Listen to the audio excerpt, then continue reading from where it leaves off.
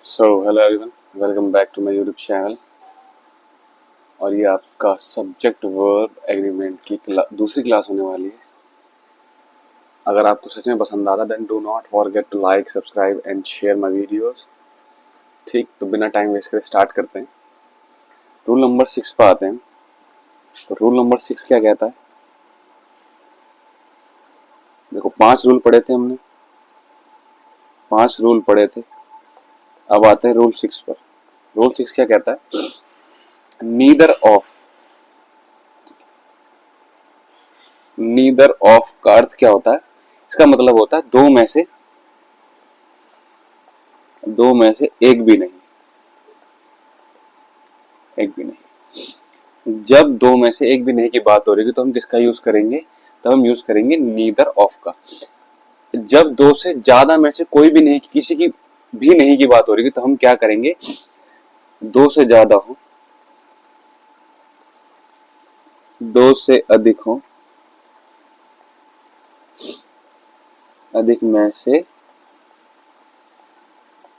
एक भी नहीं की बात हो रही होगी तो हम क्या यूज करेंगे? None of. अब अब ऐसे ही आपको स्पॉटिंग एरर्स देगा कि neither of four sons, neither of four friends, ऐसे देगा। बट आपको वहां क्या करना है? नन, या फिर नन लगा के दो जने की बात कर देगा। आपको क्या करना है? Neither of. जैसे एग्जांपल देता हूं मैं आपको एक एग्जांपल। क्या है? नीदर ऑफ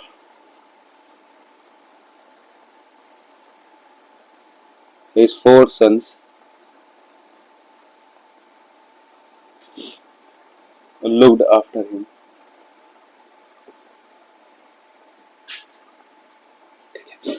तो क्या क्या सही है या गलत है? ये गलत है। क्यों? अभी बोला है हमने दो से अधिक की बात हो रही है तो हम क्या यूज करेंगे? नन। तो क्या होगा यहाँ? क्या आएगा इसकी जगह? क्या आएगा? None of his four sons looked after him. ठीक है, ये आएगा none of his four sons looked after him, यानी उसके चारों में से किसी भी एक बच्चे ने उनके अपने पेरेंट्स की बात कर रही होंगी तो देखभाल नहीं करी। आगे बढ़ते हैं। अब ऐसे ही नीदर ऑफ की जगह, जैसे ना तो ये ना तो ये, अब अगर दो में से किसी एक का सिलेक्शन करना हो तो क्या यूज करेंगे हम? जब पॉजिटिव सेंटेंस होगा क्या वो यूज करेंगे? Either of. क्या यूज करेंगे? Either of. इसका मतलब क्या है? इसका मतलब है दो से, सॉरी, दो में से कोई एक, और दो में से, सॉरी, दो से अधिक में से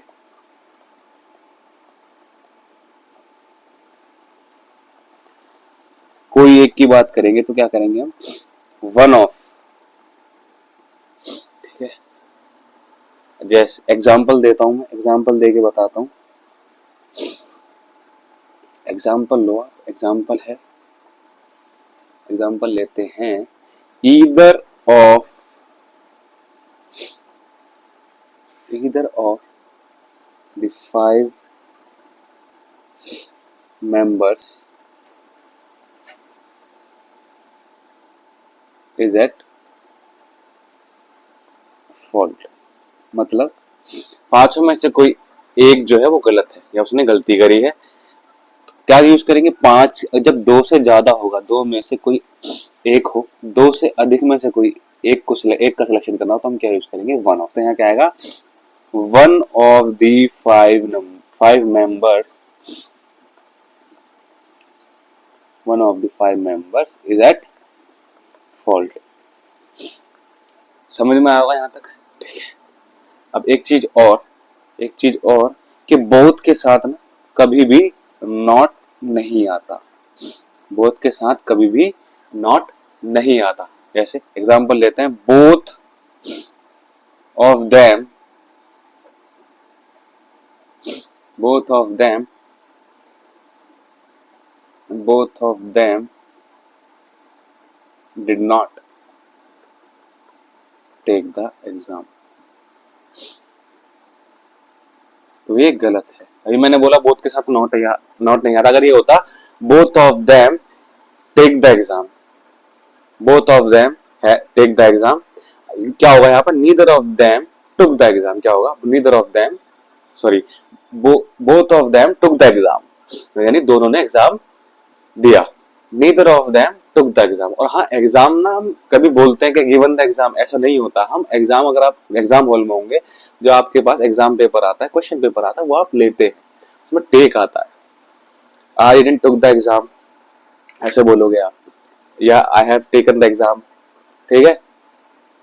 आई टुक द एग्जाम ऐसे बोलोगे, ऐसे नहीं बोलोगे I have given the exam, ठीक। तो यहाँ देखो क्या आएगा? नीदर। अभी बात कर रही है ना जब दो में से कोई एक, दो में से कोई एक, सॉरी, दोनों में से कोई नहीं हो, ठीक। Neither of them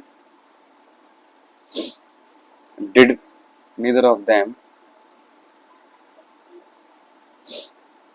took the exam.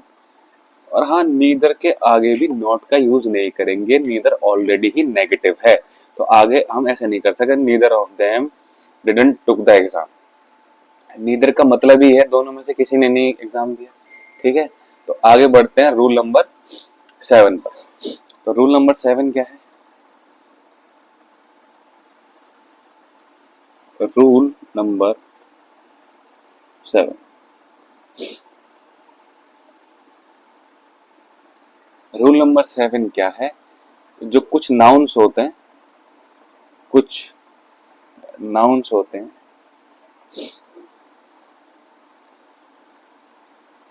जो फॉर्म से प्लूरल लगते हैं, प्लूरल होते हैं या होते हैं, लेकिन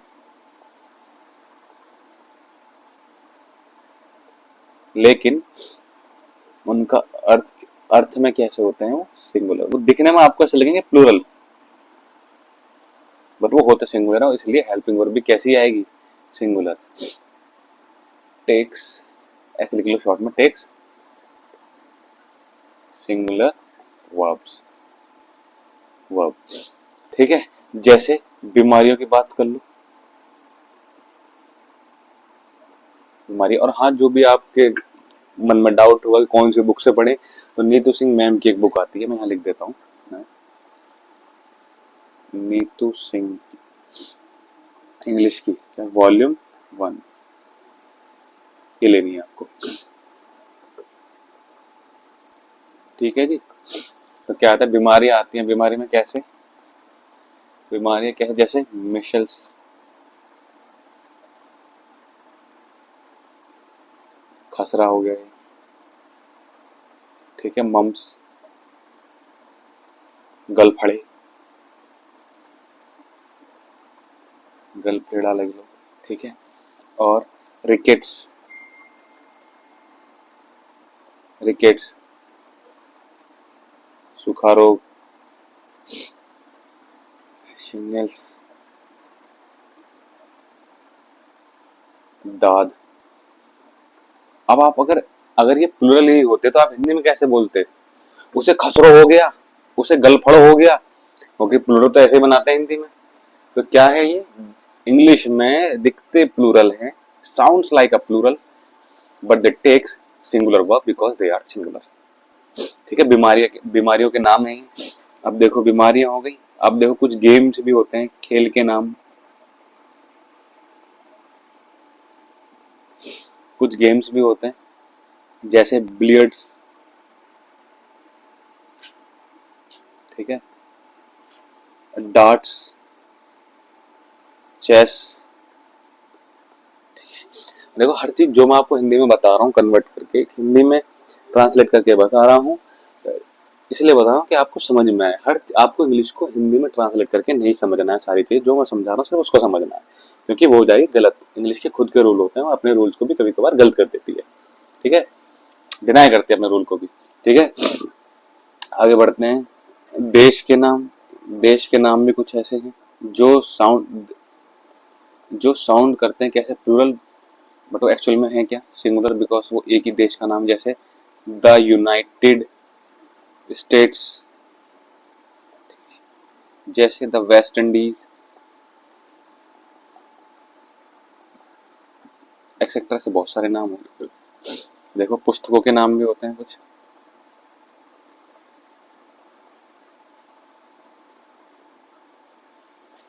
कुछ पुस्तकों के नाम भी होते हैं, जैसे द अरेबियन नाइट्स। अब उस एक बुक का नाम ही क्या है, द अरेबियन नाइट्स, एक नॉवल है कोई।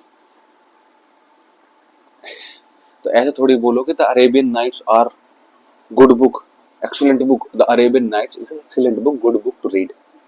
ठीक है, ऐसे तो बोलोगे। Three mistakes, three mistakes, sorry three musketeers है, थ्री मस्किटर्स,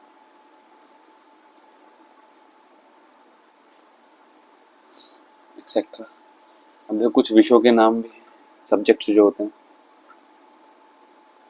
विषयों के नाम। मैं डेली आपको 5 रूल कराऊंगा, जैसे फिजिक्स,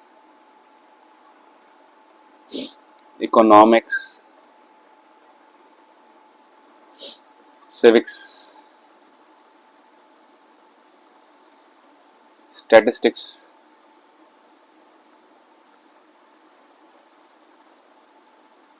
पॉलिटिक्स, मैथमेटिक्स भी होता है इसमें, पॉलिटिक्स, लिंग्विस्टिक्स, लिंग्विस्टिक्स मतलब होता है भाषा का अध्ययन। ठीक है, अब देखो इसमें कुछ अपवाद है, जैसे एग्जाम्पल देखो, मैथमेटिक्स, मैथमेटिक्स का मतलब इज एन इंटरेस्टिंग सब्जेक्ट। अगर ये सब्जेक्ट की बात हो रही है तो ये सिंगुलर है, यानी कि ये वाक्य सही है, सब्जेक्ट की बात हो रही है ना। अगर ये मैथमेटिक्स का मतलब कैलकुलेशन भी होता है, अगर कैलकुलेशन की बात होगी तो क्या होगा, प्लूरल। जैसे पॉलिटिक्स की, पॉलिटिक्स के पास भी है एक अपवाद, पॉलिटिक्स इज नॉट, अभी राजनीति की बात कर रहा है, politics is not my cup of T, ये ऐसे बोल रहा है ना, तो ये ठीक है, ये ठीक है। अगर ये बोलता पॉलिटिक्स का मतलब अगर राजनीतिक विचारों से हो तो क्या आएगा, प्लूरल वर्ब। ठीक है, अगर जैसे एक से एक और देख लो, statistics have revealed multiple scam in organisation of commonwealth, जैसे मैं यहां लिख देता हूं, एक एग्जांपल और ले लो, स्टैटिस्टिक्स, स्टैटिस्टिक्स हैव रिवील्ड, अभी डेटा की बात कर रहा है। स्टैटिस्टिक्स का मतलब अगर सब्जेक्ट से है तो वो सिंगुलर है, अगर डेटा से है तो वो क्या है, प्लूरल। एक पुराना डेटा होगा जिसने जिसको इसके ऊपर रिसर्च करी गई होगी। ठीक है, तो क्या आएगा, statistics have revealed multiple scams in the organisation of Commonwealth Games. Investigation हुई होगी पुराने डेटा के ऊपर, जो खर्च हुआ होगा, एक्सपेंस हुआ होगा, तो वहां पर बहुत सारे क्या हुए थे, स्कैम्स। जो डेटा की बात कर रहा है अभी यहाँ सब्जेक्ट की बात नहीं कर रहा है, ये क्या है, डेटा। जैसे स्टैटिस्टिक्स से मतलब हमारा डेटा हो तो प्लूरल होगा, मैथमेटिक्स से तात्पर्य हमारा कैलकुलेशन से हो तो क्या होगा, प्लूरल होगा। पॉलिटिक्स का मतलब राजनीतिक विचारों से हो तो क्या होगा, प्लूरल।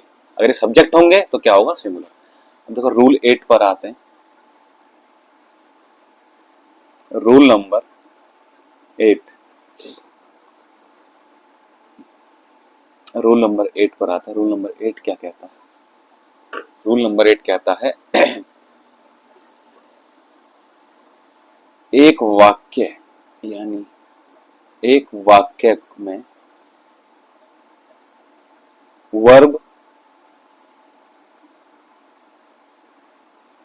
उस सब्जेक्ट के अनुसार होनी चाहिए, सब्जेक्ट के अनुसार होने चाहिए जो वाक्य मेन सब्जेक्ट हो। The verb should be according to the main subject जिसके बारे में हम बात कर रहे हैं। ये नहीं जो नजदीक वाला हो। हमने पीछे पढ़ा था ना, पिछली वाली वीडियो में हमने पढ़ा था, बट उसमें कुछ स्पेसिफिक वर्ड्स थे जो हमने 5वां रूल पढ़ा था। सॉरी, हाँ 5वां रूल पढ़ा था कि अगर कहीं भी दो सब्जेक्ट को नीदर नॉर ईदर और not only but also nor और नॉन बट से जोड़ा जाए तो वर्ब जो है नजदीकी वाले सब्जेक्ट के अनुसार होगी। बट ये रूल क्या कह रहा है? मेन सब्जेक्ट के हिसाब से। ठीक है, the verb should be according to main subject जिसके बारे में बात हो रही है। एग्जाम्पल देता हूं मैं। एग्जाम्पल क्या है? एग्जाम्पल ले लो द। अब देखो ये इंपॉर्टेंट बन जाता, ये थोड़ा आपकी चीजें क्लियर करता। Quality of apples is good, ऐसे में ये बोल दो तो ना किसकी बात हो रही है? किसकी बात हो रही है? क्वालिटी की। अब आप क्या सोचोगे? एप्पल्स के लिए आप क्या लगा दोगे? आर। बट मेन सब्जेक्ट क्या है? क्वालिटी। बात किसकी हो रही है? क्वालिटी। ये इज जो आया है ये क्वालिटी के लिए आया है। किसके लिए आया है? इज जो आया है वो किसके लिए आया है? क्वालिटी के लिए। ठीक है, the quality of apples. Apples की बात नहीं हो रही, एप्पल से क्वालिटी की बात हो रही है। एक एग्जांपल और देखो। he and not his parents is guilty। ठीक है, तो इस किसके लिए आया है? ही के लिए। तीसरा एग्जांपल देखो, द अपील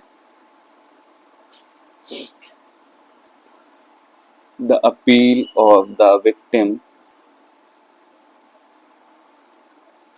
victims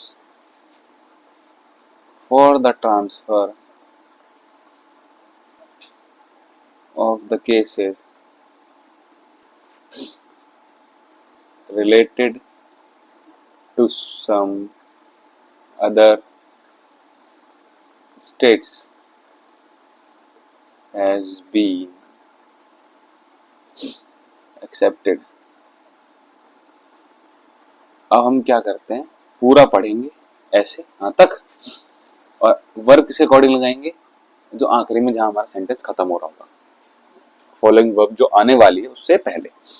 तो ये क्या है? स्टेट्स। इसको देख के हम क्या लगा देंगे? प्लूरल है तो क्या लगा देंगे? है। तो ये हैज आया किसके लिए? हैज आया अपील के लिए। अपील की बात हो रही है। मेन सब्जेक्ट क्या है? ये रहा आपका मेन सब्जेक्ट। बात समझ में आ रही है? ठीक है, नेक्स्ट रूल देखेंगे, रूल नंबर 9।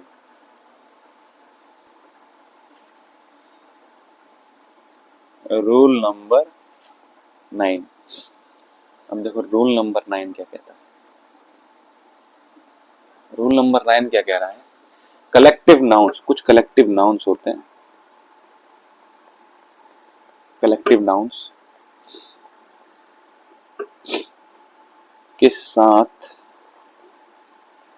हमेशा कैसी वर्ब आती है? Singular verb. Collective nouns always take singular verb. ठीक है, प्रयोग करें। ठीक, एग्जाम्पल देखो इसका। जैसे मैं बोलूं, the heard of cows is grazing in the field. अब आप काउ को देख के क्या लगा दोगे? आर। बट यहाँ मेन सब्जेक्ट क्या है? अभी पहले रूल पढ़ा है, आप ऐसे समझो इसको।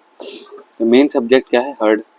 ये बोला एक ग्रुप की बात हो रही है, दिस ग्रुप इज अमेजिंग, ऐसे बोलते हैं ना, this dance group is amazing, this singing group is amazing. ठीक है, ऐसे ही तो बोलते हैं। तो ये हर्ड के लिए आया, ये इस काउज के लिए नहीं आया। तो जब भी कलेक्टिव नाउन है तो हर्ड के लिए कैसी आई है? Singular verb. और ये बोला है इस रूल में कलेक्टिव नाउन्स के लिए हमेशा वर्ब जो होगी कैसी होगी? सिंगुलर। नेक्स्ट एग्जांपल देखो the committee. The committee has unanimously taken its decision। देखो ये इंपॉर्टेंट बन जाता है। देखो सब कुछ इंपॉर्टेंट है, पर मैं जो ज्यादा बोल रहा हूँ ना वहां से कंफ्यूजन पैदा होता है जो मैं इंपॉर्टेंट बोल रहा हूँ। जैसे the committee has anonymously taken its decision, तो हमेशा क्या आएगा इसके साथ? सिंगुलर वर्ब आएगी। बट अगर कमेटी का ओपिनियन जो है अलग अलग है, उनके डिसीजन अलग अलग हैं, अगर वो सीट पर बैठ रहे हैं तो क्या आएगा? Helping verb. The committee have the different opinion, ऐसे बोल सकते हो। The committee are divided in their opinion, ऐसे बोल सकते हो। इज नहीं आएगा वहां। जब उनके आपस में मतभेद हो तो कैसा आएगा? Plural verb. जब कमेटी एकजुट होके यूनिटी में है, यूनिटी में कोई डिसीजन ले रही है, उनका एक ही ओपिनियन, तब कैसे आएगा? Singular verb. मेरी बात समझ में आई होगी। जैसे एक नोट लिखो, अगर कलेक्टिव नाउन में मतभेद हो, ये अपवाद है, तो कुछ चीज आपको रटनी पड़ेगी। कुछ चीज क्या, बहुत सारी चीज रटनी पड़ेगी, कुछ चीज समझनी पड़ेगी। प्रत्येक व्यक्ति की बात की जाए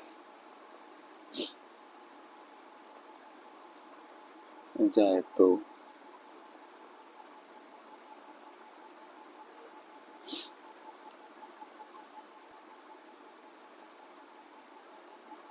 प्लूरल एडजेक्टिव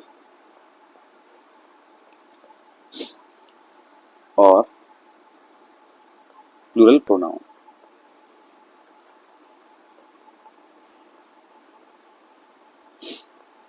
का प्रयोग करें।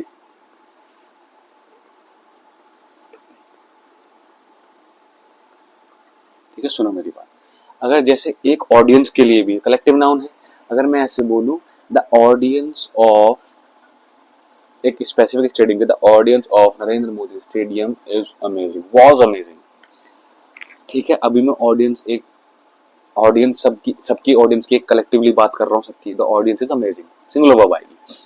अगर मैं ये बोलूं the audience have taken there seats, अब वो अलग अलग प्रत्येक सीटों बैठेंगे, अपनी अपनी सीटों बैठेंगे, तो नाउन कैसी आएगी?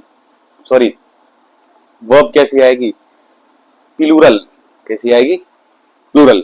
ठीक है, मैं आपको एक एग्जांपल देके बताता हूँ। एग्जांपल देखो इसका, एग्जांपल देखो the jury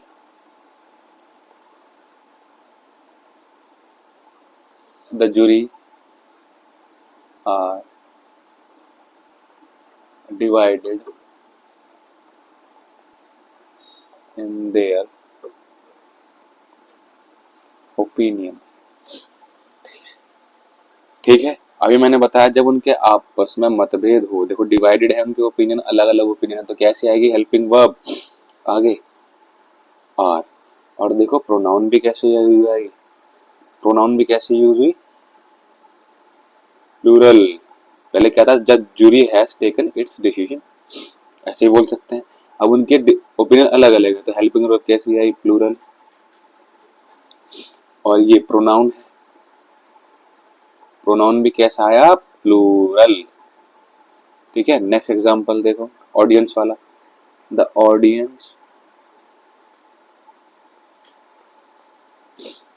audience have taken there seats. समझ में आया होगा यहां तक। अब रूल 10 की बात करते हैं। रूल 10 की बात करते हैं। रूल नंबर 10 क्या कहता है?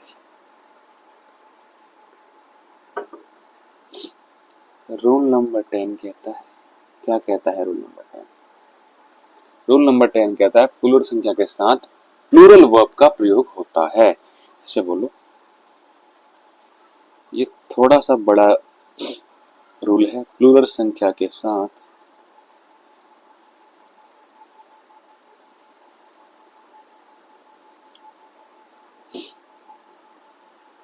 प्लूरल वर्ब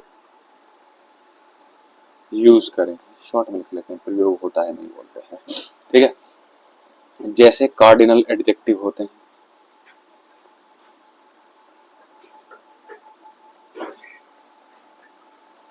जैसे 1 2 3 4, ये आपको लिखना है सर, वरना बुक ले लें, उसमें से देख देख के पढ़ते रहें मेरे साथ साथ, ठीक है जी। प्लूरल नाउन का प्रयोग करें। इनके बाद क्या होगा, इनके बाद कार्डिनल एडजेक्टिव जो है 1 2 3 4, इनके बाद प्लूरल नाउन का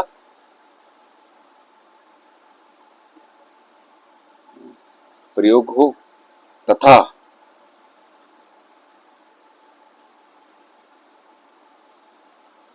दोबारा लिख देता हूं, दोबारा लिख देते हैं। इनके बाद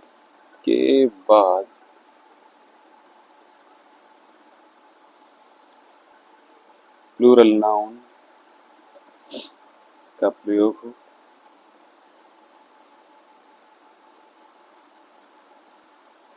तथा प्लूरल नाउन से सर्टेन नंबर, सर्टेन अमाउंट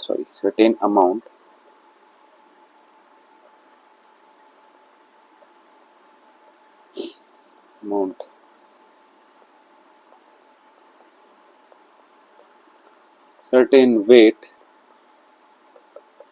कुछ निश्चित चीजों की बात हो रही है, सर्टेन पीरियड की बात हो रही है, सर्टेन डिस्टेंस, तो सिंगुलर वर्ब आती है। कैसी आती है? Certain distance.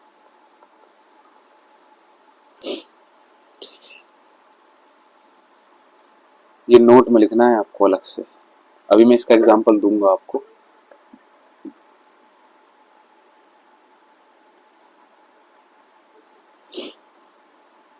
ये नोट में लिखना है, देखो यहां तक प्लूरल वर्ब होगी, अब मैं ये इसके अलग से एग्जांपल दूंगा और ऊपर वाले का अलग से एग्जांपल दूंगा। सर्टेन डिस्टेंस, सर्टेन हाइट, ठीक है, सर्टेन हाइट,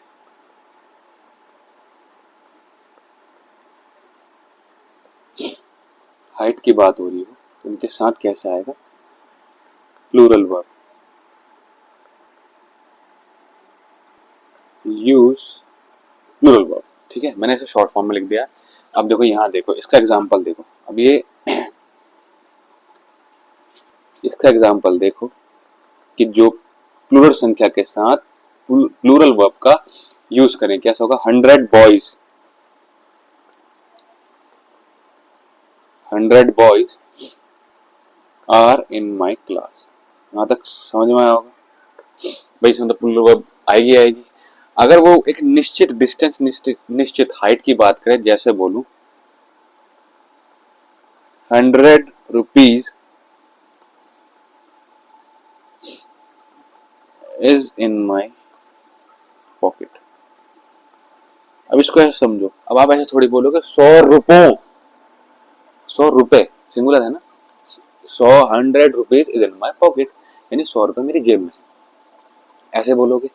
अब देखो नेक्स्ट एग्जांपल देखो, ये एग्जांपल पहले वाले का था, अब ये एग्जांपल किसका था? इसका। अब इसका देखो एग्जांपल सेकंड एग्जांपल देखो, मैं इसको ब्लॉक में कर देता हूँ ताकि आपको समझ में आए।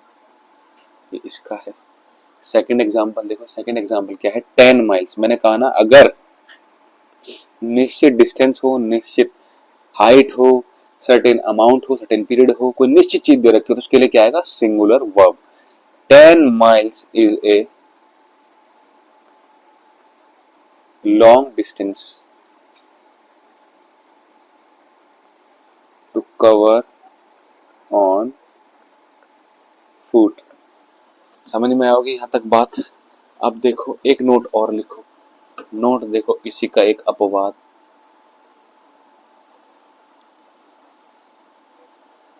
अपवाद देखो, अपवाद क्या है? लेकिन, लेकिन ये जो अभी लिखवाया ना लास्ट वाला सर्टेन डिस्टेंस, कार्डिनल एडजेक्टिव के बाद प्रयुक्त प्लूरल नाउन से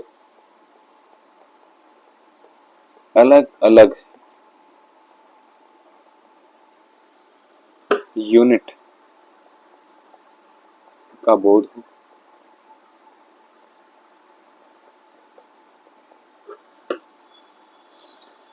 If it refers to a different unit हो या कराना हो तो प्लूरल माना जाता है। और कैसे?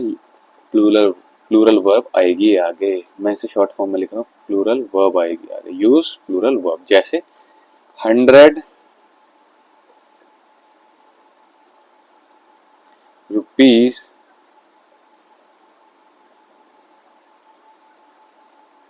आर टू बी distributed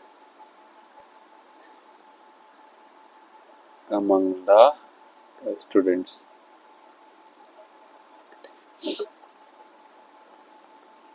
ये बात देखो, जब भी डिस्ट्रीब्यूट करने की बात हो, स्पेंड करने की बात आ रही हो, तो 100 रुपीज और ये जो कार्डिनल एडजेक्टिव होते हैं, एडजेक्टिव चाहे प्लूरल हो तो कैसा आएगा? प्लूरल। जब हम कह रहे थे 100 rupees is in my pocket,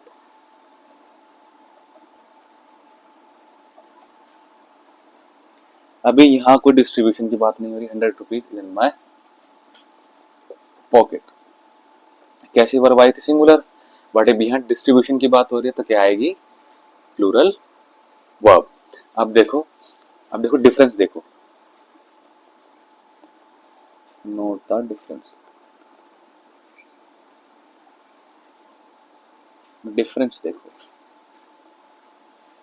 क्या कह रही है, क्या कह रहा है? 5000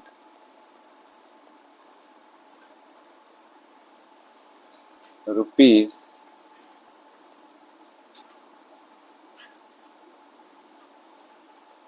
इज ए हैंडसम अमाउंट, ऐसे बोलूंगा, इज ए हैंडसम अमाउंट। और यही बोलू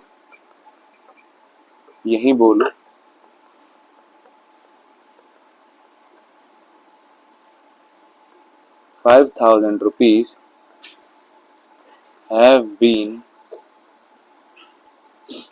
spent on different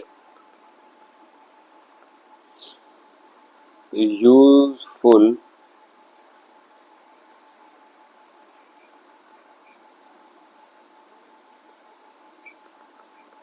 commodities। मेरी बात समझ में आई होगी। देखो यहाँ पर जब 5000 रुपीज की बात कर रहा है तो क्या है? Singular verb. अब यहाँ पर वो स्पेंट की बात कर रहा है डिफरेंट डिफरेंट चीजों पर, ठीक है। जब डिफरेंट डिफरेंट यूनिट की बात हो रही ना, रूल क्या कह रहा है? प्लूरल नाउन के अलग अलग यूनिट का बोध हो या कराना हो तो प्लूरल माना जाता है। और आगे जो वर्ब यूज होगी कैसी यूज होगी? प्लूरल। तो यहाँ 5000 जो है डिफरेंट डिफरेंट चीजों पर उसने स्पेंड करे हैं, तो हेल्पिंग वर्ब कैसी होगी? प्लूरल। आज के लिए इतना ही। 5 रूल्स और कंप्लीट हो चुके हैं, आपके टोटल 10 रूल्स हो चुके हैं। अगर वीडियो पसंद आई हो तो लाइक शेयर जरूर करें और सब्सक्राइब करना ना भूलें। आपको नई क्लास की अपडेट तुरंत मिल जाएगी, बेल आइकन दबा दें। तब तक के लिए बाय बाय।